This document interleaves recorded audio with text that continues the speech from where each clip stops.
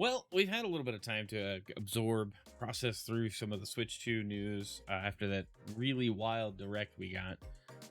Overall, I'd say Nintendo did a good job at giving us the basic information we needed. However, and this is going up, I'm working on this before the tree houses go up, so there might be a lot of news from the Nintendo treehouse streams over the next couple of days. But as of right now, what we know is great. We have a release date. We know what games we're getting at launch. We know that there's stuff being upgraded. However, Nintendo dumped a bunch of information on their website that people are circulating on social media, but I don't think a lot of it's getting enough attention. So let's go through some of that together here in this video. I want to just kind of point out a couple of things I think are interesting. We'll talk about some pain points. And let's just walk through all this together. So we'll start with the Switch website itself. And I'm kind of doing this off the cuff, so if it's kind of rough, I'm sorry. But the Switch 2 website is updated on Nintendo's main domain. You can go through a lot of things you can scroll through, click on. They got some stuff on Mario Kart, the chat mode, all the chat features, the C button, the system specs to some degree. We've got, the tabletop mode, a lot of neat little animations going on here, some basic stuff, which is cool because it's stuff that if they had gone into this during the direct, it would have been way longer and nobody cares about this stuff. At this level, most people don't care about this. I won't say nobody because I care about this stuff. I want to know these things. And they've got like performance and sound and it's just a very long scrolling time. But then we have a bunch of other pages here, and we'll hit some of them in a moment. But this how to buy page, I think, is kind of cool. Register your interest to buy from the My Nintendo store, which I've already done here. I fully intend on getting this bundle, and we'll get into why in a minute. But the main reason is I want something to play day one. But if you go to the Switch 2 How to Buy page, register your interest if you have a Switch Online account, because you will need that. Nintendo's working to counter scalping based on a few factors like your Switch Online account status, how much time you played, are you the primary user of that account, have you played recently, that kind of stuff. And so I think if you've just been on your Switch and you are an active Switch user, you get kind of first dibs on upgrade to the Switch 2. And that's important. We did get the price confirmed for the system via the online apps and stuff here. $499.99 for the Switch 2 bundle with Mario Kart World. Great bundle. Again, we'll get into that in a moment. And then we've also got $450 for just the system by itself. If you're not into Mario Kart, hey, don't get Mario Kart. You don't have to get the bundle. It's a digital copy of the game anyway. So that's cool. I mean, that's reasonable, right? I think the hardware isn't too high of an asking price for the features and things that we're getting delivered to us. So yeah, I would say go register on the website with you got to sign in with your Switch account. Make sure you're, the account's in good standing or whatever, but definitely go register your interest. The reason I went with the Mario Kart World bundle is not just because I think the game looks great and I want to play it, but because the MSRP is $80. I really don't know how to make this sound acceptable or positive, but I'll lay this out. I don't buy too many games as an adult parent, 9 to 5 employee by day, right? I don't have time to play most games. This is why free to play games like Fortnite and Apex Legends became so prominent for me personally, because I have time to not pay for a game that I can pick up and play for 5 minutes at a time. That being said, Nintendo games tend to hold a special place for me personally, where I can, buy one, play through it, and then in a couple months buy another one. I think this is going to make that every 6 months, maybe once a year, I really think about buying first party Nintendo game, unless these prices change. Who knows? I don't know if this is from tariffs. I don't know if this is just development costs being accounted for more realistically. I don't know. Maybe Nintendo just wanted to see if they could charge $80 for a game. If they're putting the value there and they think it's worth $80, there are gonna be people who think this is worth $80. I think if you buy the Switch 2 bundle, you're paying $50 for the game, and that's much more palatable for most people. Save yourself $30. Buy the bundle if you're getting a Switch 2 anyway, and you want to get Mario Kart World. I think that's the appeal on that side. However, will this price change? Probably not. Nintendo stuff tends to be evergreen. I would say the pre-owned secondhand market is going to be your friend in about a year or two, maybe more, given how prominent the Switch 1 was. This price point here is going to hurt a lot of parents that their kids are going to want to upgrade holiday season. They're not going to buy any games, or whatever bundle Nintendo does is going to sell out instantly because they know the games are going to be this expensive, or they'll find out. Sticker shock is going to be very real.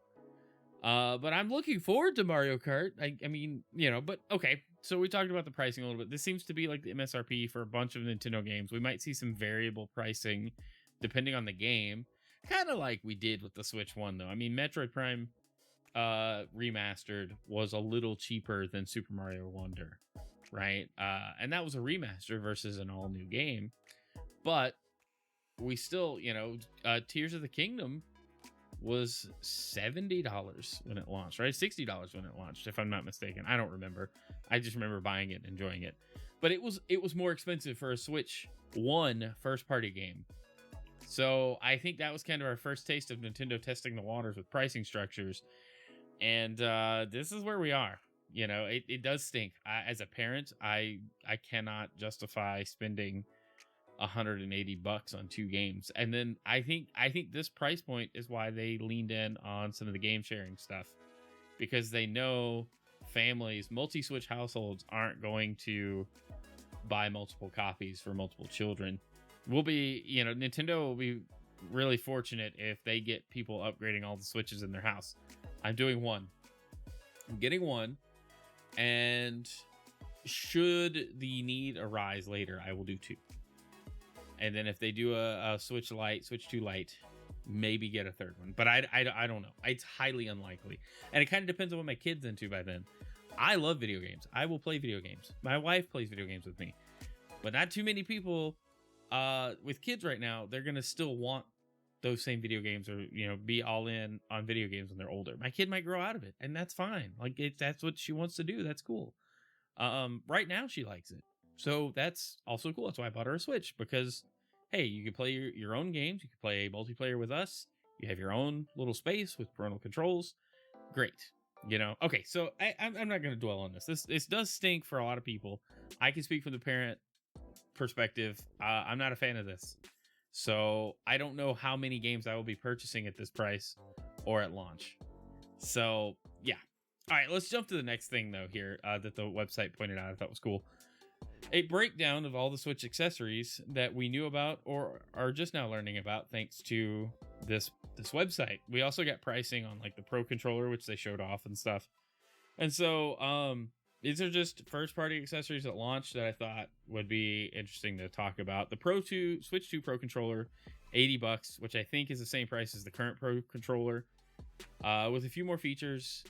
The back buttons, GL and GR, that can be mapped, an audio jack, HD Rumble 2, whatever. They didn't really talk about HD Rumble a whole lot, but that's cool. Motion controls, amiibo. It's got the capture button, C button for game chat. They've listed out the features here. This is only for use with the Switch 2 system, which I find interesting. I wonder if the wired mode still switches over when you plug it in, and if you plugged it into a Switch 1 dock, would it just work as a wired controller, or wouldn't it? It'd be very interesting to see.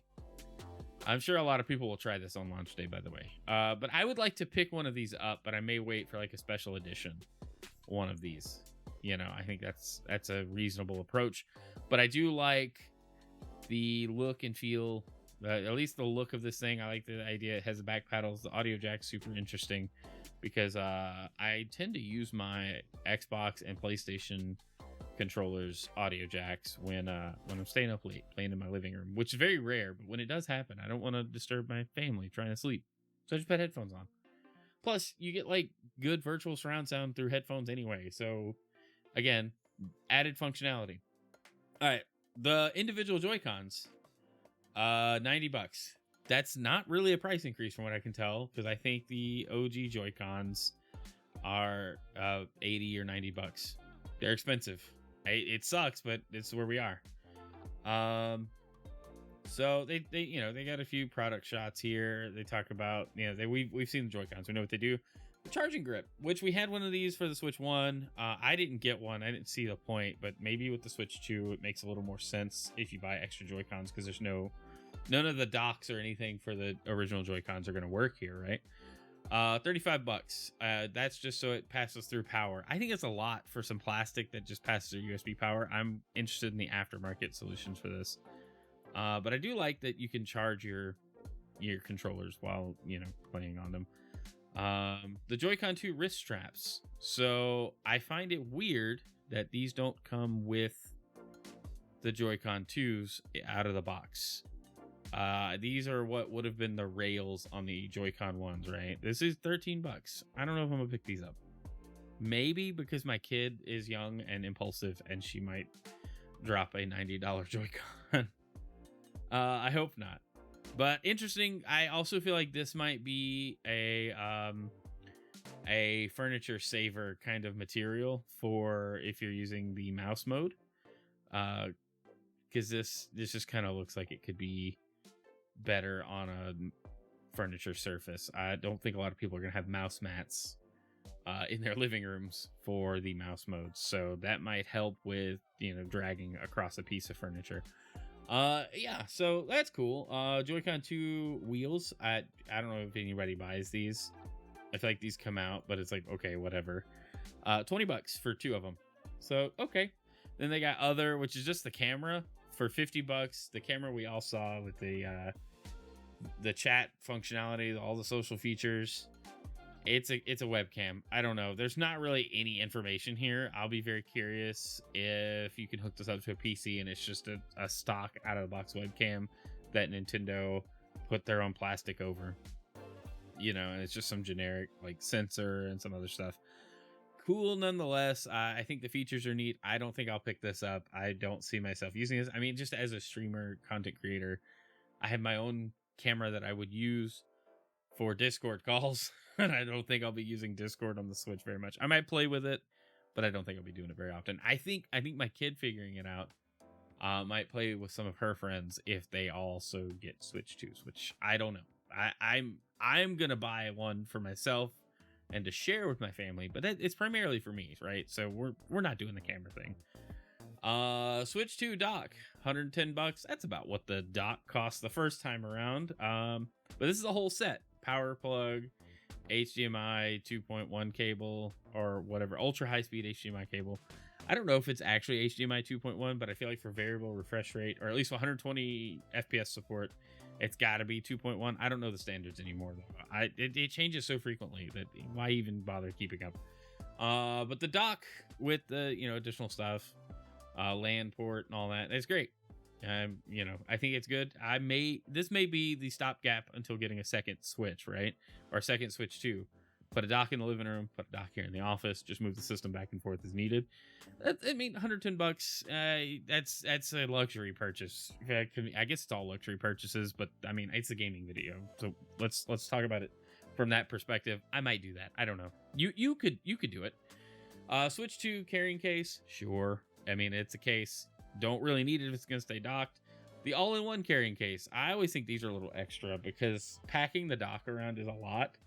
And I did it for a little while, but I never wanted a little like cube to pack everything in. So I don't know. It's 80 bucks for that. That's a lot. The AC adapter by itself, 30 bucks. They say that the Switch 1 adapter does not work to put it in TV mode. You have to use the Switch 2 AC adapter.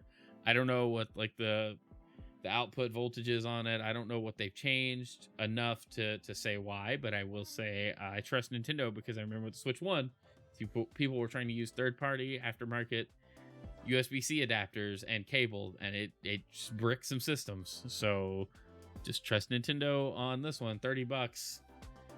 Probably some proprietary stuff in there, maybe not, hopefully not. It's just probably, you know, spec for the Switch 2's power draw requirements, and that's fine. That's what we expect. So I thought that was cool. Give you a look at the accessories.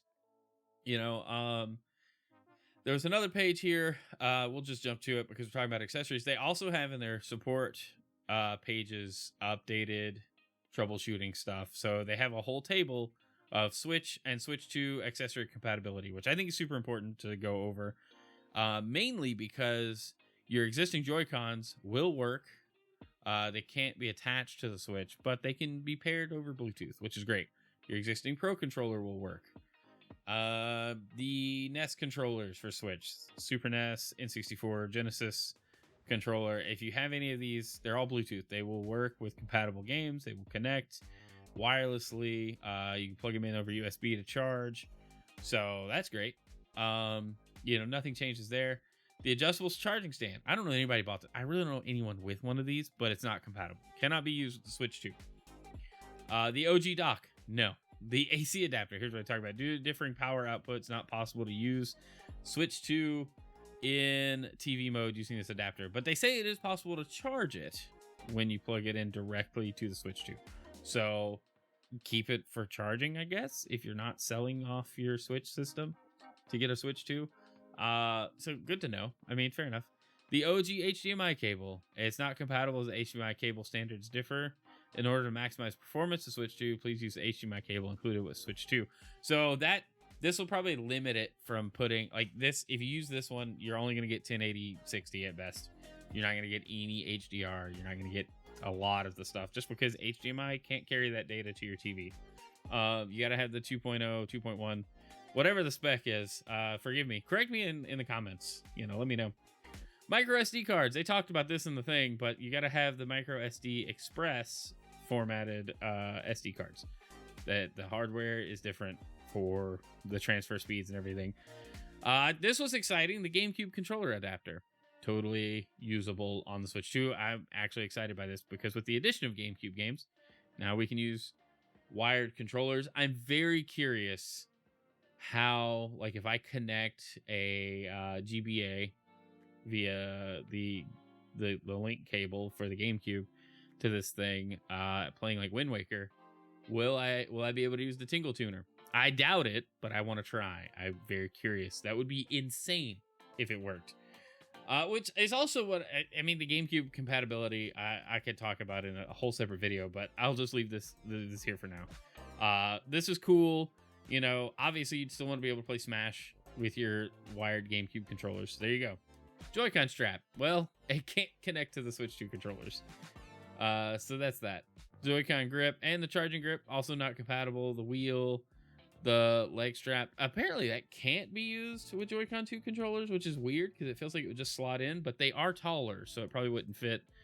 The ring con also doesn't work because that slides in and the new thing is magnets. So you would have to use your OG Joy-Cons with the ring con. The battery packs, which I don't even remember seeing these. I remember seeing these online, but never in the store. Can't be used. So interesting. Not surprising though. Anything that slides onto the Joy-Cons can't be used. This two-way charging stand, not happening. However, you could dock your Joy-Cons on that and charge it on a Switch 2. You plug it in the USB. I don't know how it would be like, no, I'm not charging that USB device. But you probably could do that. Maybe not officially, but it would work. So yeah, that's kind of a quick look at the accessories. I just thought it was neat to know what's gonna work for my existing Switch 1 ecosystem. Honestly, it's not really gonna matter much until it does. I think multiplayer games is really where we're gonna want to use these, like split screen Mario Kart. If Mario Kart World still supports split screen, I don't know. I have no clue. All right, let's move to our next thing here. Okay, so we got the games. They have a page dedicated to the games, which they talk about Mario Kart World, which we went over. Donkey Kong Bonanza. Did they give us a price on this? Probably not. About this game. Let me just click through. It's a fancy little website they built. All these animations. I always like how high quality like the assets are for these pages. Like, it definitely looks really nice. All right, anyway, they're not gonna give us a price yet. All right, we can assume it's $80, which is not thrilling. but $80, $90 physical. Not a fan of that. Metroid Prime 4 Switch 2 edition, Kirby Air Riders, which is teased. Definitely like check this page for what's coming. I'm sure after the tree houses we might see some updates. What I really wanted to talk about though was the upgrade packs. So I guess we can jump right to it, but they have the Switch 2 edition games, and then they have a little section on Switch Online showing off GameCube, and then the classic games that all work. I guess we don't need to know about the GameCube stuff. It was pretty straightforward, pretty self-explanatory. You'll get Wind Waker, F-Zero, Soul Calibur 2. I mean, that was all in the Direct. But I'm pretty hyped for the GameCube compatibility. But let's look at the Switch 2 edition games, because I think this is one of the biggest confusing points that I've seen. The discussion on this has been kind of all over the place. So basically, these should be viewed as like DLC packs for your existing games. So Kirby and the Forgotten Land, it's just getting some DLC and a performance patch. The DLC is what you're buying. The performance patch comes with the DLC, right? Mario Party Jamboree, Metroid Prime 4, and then both Breath of the Wild and Tears of the Kingdom are getting additional features on top of better performance on the Switch 2. And I think it's important to differentiate that, because we have some other graphics to look at. But you know, Mario Party Jamboree is their like big example. They showed this during the Direct, but Jamboree TV is a new mode that does not exist right now in the existing Mario Party Jamboree game. Mouse controls, camera play, game share compatibility, 1440p mode, which is interesting. They only talked about 4K and 1080p, but 1440p is nice. Visually enhanced with improved frame rate. So, you know, you're getting more features, but also better performance. Okay, so here's where we get into some of the other games that they talked about. Breath of the Wild and Tears of the Kingdom, they showed the Zelda Notes app. They talked about improved frame rates. It's basically the same thing. Faster load times, HDR, improved frame rate resolution. Zelda Notes is a lot of features. They have a whole video on the YouTube page about it. It's like 7 minutes. I don't think they spent the whole time on all of the features, but it's cool. Like I'm glad they have a trailer kind of explaining it. These two are free. I say free, air quotes. These come with your Switch Online subscription. So this right here is like the best case for all of these, but these two are confirmed for Switch Online. So if you're already paying for your subscription, you're going to get both of the Switch 2 editions of these games if you already own them, whether you have it physical or digital. I think if you have it digital, it's just going to download it. If you have it physical, obviously you still have to download it, but you have to have the game card to be able to take advantage of it. It doesn't like convert your game to digital. Some people were confused by that. I don't understand. So cool. If you don't have Switch Online, you just buy these. These are gonna be packs. We'll talk about pricing. There's a lot of all these X tabs up here. If you guys look at like people's screens when they screen share on these kinds of videos, all these X tabs are just stuff that people have been talking about that clears the air on a lot of things. But I think it's great that these are coming with Switch 2. With the Switch Online expansion pack. That's great. I will be jumping into those, messing around with the new performance features, and jumping in and just having a blast. Then we talk about Mario Party Jamboree, and then they showed Kirby and the Forgotten Land Switch 2 edition. Gives us Star-Crossed World later in August. New story, visually enhanced with improved frame rate, which I think is great. I hope visually enhanced also means like higher resolution, but they don't mention HDR here. You know, they don't go into as much detail. So I don't know if they either haven't confirmed it or it's just, hey, you're going to get better frame rates and that's about it. All right. Going into the last one, Pokemon Legends ZA and Metroid Prime 4. ZA literally just says improved performance with higher frame rate and resolution. Kind of a bummer that it's not more detailed than that, but the game, I guess, is still being developed technically. But so is Metroid Prime 4. And they can tell us straight away mouse controls using Joy-Con 2, enhanced resolution, textures, and load times, 2 display modes, quality mode, performance mode. So play in 4K 60 or 1080 120. You know, great. And then both display modes support HDR, which is also awesome. And that's really all they have on this.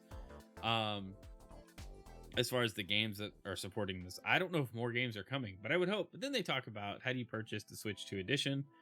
So these games will be reboxed at retail with the Switch 2 logo, and then they'll have like the plus, kind of like Mario 3D World plus Bowser's Fury was marketed. And then the digital version will just have the Switch 2 edition in the game's title. It'll also have the little banner above the icon. So definitely pay attention to what you're buying. But then they mentioned if you already have it, you can just buy the Switch 2 upgrade pack, which is great. Like that's cool. It's the easy way to do it. That's what PlayStation does. If you had Horizon Zero Dawn Complete Edition on PS4, but you wanted the remastered version on PS5, you pay $10. You get the remastered version. You don't have to buy the game all over again. You're paying for the upgrades. That's how this should be looked at, right? These are upgrades. It's additional content. Cool.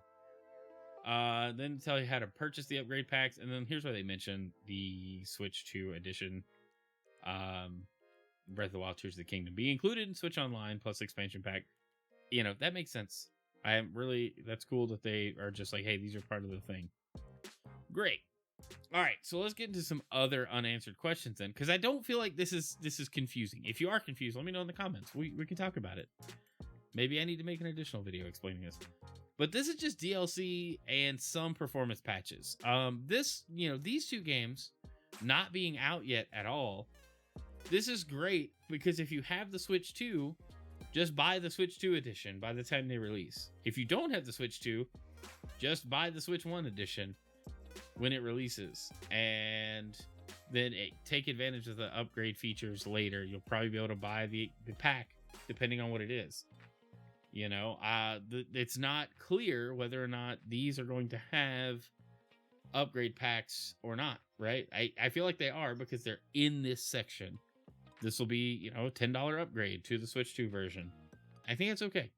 Now, we don't know the prices, but we can assume because I believe that the Japanese pricing is out. And we have from Stealth here on X, based on yen conversions, Switch to Switch 2 game upgrade packs will cost between $10 and $15. Great. I feel like the Zelda ones will probably be $10 each. Mario Party Jamboree feels like a $15 one, and Kirby and the Forgotten Land kind of feels like $15 because they're adding more gameplay stuff. Breath of the Wild and Tears of the Kingdom are adding a bunch of the Zelda, like the mobile app stuff, to the Switch app, but it's not really adding content to the game itself. Just some functionality to the app that interacts with the game, but there's not more story. There's not more there's no more shrines or anything else extra to do. Again, I think it's important to kind of get your mind in the right headspace for these things. These are great. I think this is fantastic. There's more functionality being added to the games across the board, and it's really a small asking price if you already own the game. They're not asking you to rebuy it. They're asking you to pay $10, and you're getting more game. You've likely already finished all of these, so you're getting more game, more features, more something for very little money. And then he goes on to expound on the two Zelda packs being part of expansion pack, Switch Online, which is great. All right, let's go into I think I had one on, here's it. Okay, so outside of the expansion packs upgrades, there are free updates for some Switch games that will improve playability on Switch 2, frame rates, game share. You'll be able to take advantage of the Switch 2's hardware in some of these games, or just the features. Game share is primarily a Switch 2 feature. It does work with the Switch 1, sort of. So just take into account that like that game sharing feature, there's more to learn about that, I feel. And they did detail it on the website. We might jump into it here in a moment. But here are the games getting free updates. ARMS, Captain Toad, Mario Odyssey, Mario 3D World plus Bowser's Fury, Clubhouse games, Link's Awakening, Echoes of Wisdom, Game Builder Garage, which is actually really surprising. That feels like they haven't touched that in a while. Mario Bros. U Deluxe, which also surprising. Like, I think the game share is primarily going to be there, but what other features does it get on Switch 2? Pokemon Scarlet and Violet and Big Brain Academy, which again, I think is one of those game share games. Now let's talk about Pokemon, because people are going to run wild and be like, hey, it's the game's going to run better. Well, maybe, it might run at a better frame rate, but I don't think, we'll get the 10 FPS windmill fixed anytime soon. Now, I would love to be wrong, but I think by and large, Scarlet and Violet will play a little smoother. I think some of the big issues where the Switch hardware was definitely pushed to its limits will be patched up to, take advantage of the Switch hardware behind the scenes. But I don't think we're going to get like better textures or further like better draw distances or better character model detail when they're just outside of that like render distance. I think there's gonna be a lot to be desired, but I don't see Pokemon Company doing anything much for Scarlet and Violet. I'm really surprised to see that it gets mentioned here at all, and that these games are getting, if it even is just a frame rate boost, because I feel like Link's Awakening and Echoes of Wisdom are gonna get unlocked frame rates on Switch 2. I feel like it's just gonna run better. Link's Awakening, when you like move between areas, it tended to like get really framey for a little bit. Maybe that goes away because the load times on the internal storage are super fast now, and that's what was causing the stutters. Echoes of Wisdom, too many things on screen caused it to get a little framey at times. There were some areas of the game that were just framey, and that'll probably go away. So I'm looking forward to that. I feel like I've just been rambling for 30 minutes here, but hopefully you guys have stuck this out.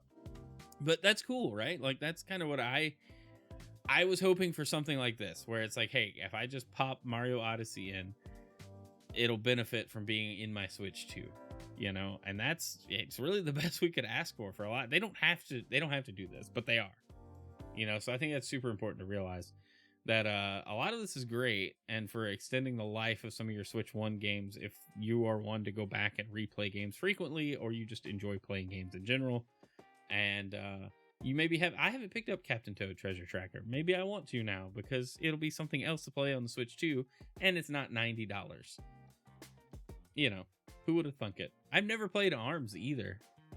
I'm wondering how games just in general, if they do run better, because the backwards compatibility is there. We got a chart somewhere. I didn't grab it here, but we got a chart somewhere talking about 90% of these games, 98% maybe, of Switch games run on the Switch 2 without any issues. Or with some like minuscule issues that could probably be patched out later. I think that's commendable for Nintendo. All right, let's talk about physical and digital games. Physical games on Switch. Nintendo, again, they didn't talk about this much, but Nintendo Switch 2 Game Key card. Game Key cards are different from regular game cards because they don't contain full game data.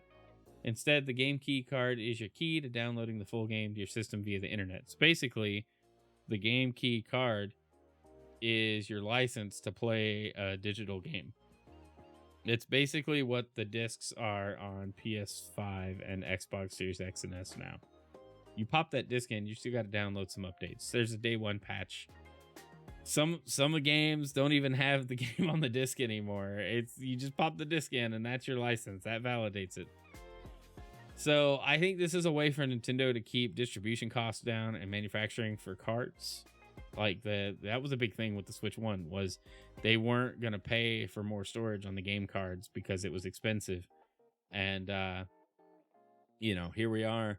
If it says Game Key card on it, you got to have internet to get this game. And it even gives you the size according to the screenshot. I don't know. X kind of murders it, and I'm assuming this is also on the support website.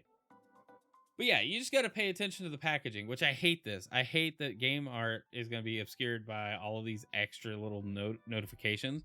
But this shouldn't be too unfamiliar. There was a bunch of Switch 1 games that did this. I think every time 2K was released, NBA 2K was released on Switch, it had this ugly banner that said, hey, you got to download it because the full game isn't on the card. Crash Bandicoot was the same way, I think. The Insane Trilogy. You had to download the third game. Only the first two, maybe even the first one was on the card.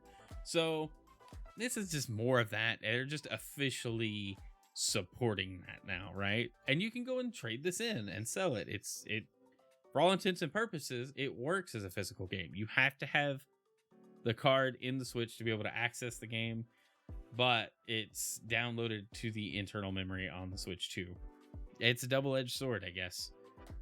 Just know what you're getting yourself into when you go to buy these games. And this is like the $90 markup, right? It's $80 for like the digital version of Mario Kart World.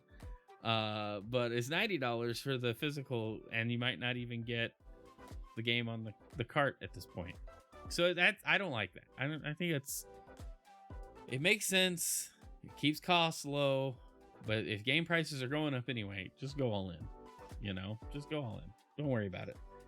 All right, and then this is kind of cool. Screenshots going straight to the Switch app from the Switch 2, so you won't have to, do the transfer thing that you have to do now. I hate doing it because you got to like connect your phone to a Switch like Wi-Fi network basically, and it's just a pain. Right? Whereas this just does things behind the scenes. And I would rather that happen. As a user who wants to create gaming content and social media content around gaming, making it easy to share screenshots goes a long way. Because if something silly happens and I capture it, the more steps I have to do, the less interested I am in sharing. There's a few other things that have been circulating around the Switch 2. I don't know what else to cover right now. There's a lot of information out there. Not just on this website, but just all over the place. There's a Japanese version of the Switch that is only Japanese. It's region locked, but it's a lot cheaper than the international version. So, could we get an American only version? I don't know. I don't think that's gonna happen. Let's look at this website a little more. Features. Oh, this is the page we were on, so it's not really a big deal. I just scrolled up and down for nothing. All right, well, I guess that's kind of where I'm gonna leave this video for now. If there's anything you guys want to know or want to talk about, want me to cover, let me know down in the comments. Thanks for checking out the video. I hope this was helpful in explaining some of the things around Switch games and how they're gonna work for people upgrading from Switch 1 to Switch 2. I say if you're upset about the cost of games, then it's a sad reality right now, but the only thing you can do is not buy the game at the price that bothers you, and either find it used cheaper or save up and buy the game later. Don't worry about it day one. I am going to be hustling some of my side efforts to be ready day one with a Switch 2, because Lord knows I don't need to put anything else on a credit card these days. I'm not going to do that. I'm going to just work and buy this thing because I want it. I want to play Mario Kart. I want to play Donkey Kong. I want to get Metroid Prime 4. I'm a Nintendo fan. Sega quit making consoles, so no, I'm just playing. I really like all the consoles. I think they're all great and in their own respective ways. And Nintendo finally showing up with a truly next gen device or current gen device. I don't know, however you want to look at it. It's late. Good on them. Good on them. Anyway, I don't know how much editing is going to go into this video. It's kind of a wonky, 45-minute ramble fest. So just enjoy that. Anyway, I'm out. Let me know if you like this. Comment and stuff. Like and subscribe. See you later.